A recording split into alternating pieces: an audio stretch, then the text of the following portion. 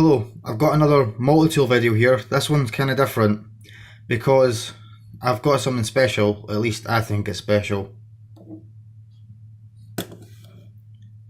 I got an old Gerber recently. You'll notice that this one does not have locks. Now that's a good thing. And an even older multi-tool, PST. Now I've already got a PST, so I've now got two of the exact same multi-tool. That's great because I've got one for collecting, one for a collection, and one to actually use now. So, what is this Gerber? Let's start off with that. What is this? Well, to be really honest with you, I'm not 100% sure. I bought both of these yesterday while I was in a gun shop. I like to go there now and then to see what kind of knives he's got. And he had these two multi-tools. Now, off the small amount of research I've done before making this video, I think this is the very first multi-tool that Gerber's made.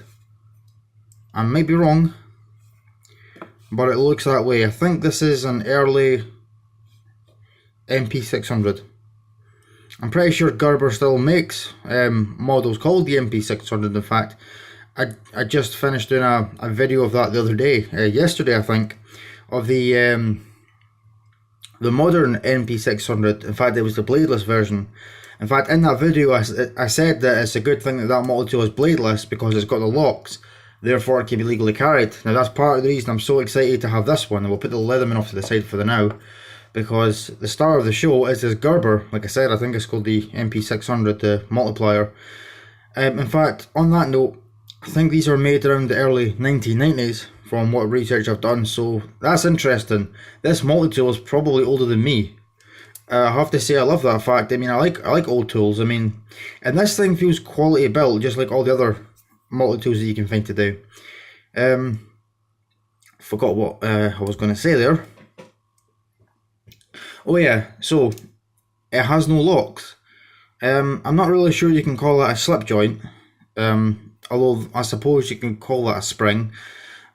But it has no locks anyway. So, and it still has a knife. So we have here a non-locking Gerber. Now, some of you will probably understand now why I'm so excited about this multi-tool. It has no locks, but it's got a knife. Said knife is under 3 inches long as well. And we know what that means. That's right, I could legally carry it. We're not going to look at the specifics of any of these two multi-tools. I just wanted to do a quick video showing you these two, shall we say, old but gold multi-tools. To me, this is a great find. Now, this thing feels like it's built like a tank, honestly. Could it compete with a modern multi-tool? Maybe, maybe not. I mean, this, you know what's funny, actually? When I first looked at this, I thought, you know, those are some seriously beefy pliers for a multi-tool. And just about 10 minutes ago, I compared it to a Leatherman rebar multi-tool, and the rebar pliers are actually slightly thicker. That was a surprise because, you know, when I'm looking at these pliers, they look thick, but the Leatherman rebar pliers are actually thicker. The steel it was constructed from as well, I thought, you know, it was thicker than most other modern multi-tools. I say modern multi-tools for lack of better terminology. I mean, like I said, this is made in the 90s. Most of the other multi-tools I've got are made a bit later than that. Obviously, the likes of Leatherman rebar is a bit of a more recent model, maybe in the last, I don't know, 10 years I suppose. I'm not sure. And it's in reasonably good condition for its age.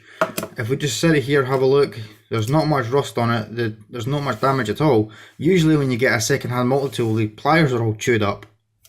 Those look to me to be in reasonably good condition. Now we've got a little bit of rust. I'm more than sure I can deal with that, and I do have some rust on some of the tools. Don't think you'll be able to see it on the video right now. And one of my other concerns for this is that the back spring is a little loose. I think I might have a way to tighten that, though I'm not sure. Now, one thing that I noticed is when I first saw that, I thought, is that a primer from the back of a bullet, and it's on both sides, so I guess it must be a factory thing. Seems very strange to me. That's a great find, I think. Now, let's look at the Leatherman PST.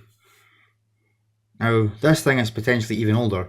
This is Leatherman's first multi-tool. Now, there's a few versions of this. I think there's a few, like seven variations of the PST. I have no idea which one this is.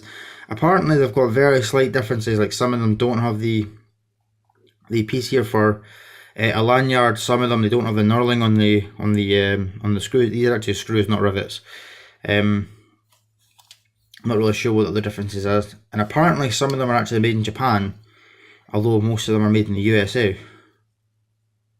Now, this one is in maybe not as good a condition. In fact, let's just have a look at the blade. This kind of bothers me a little bit.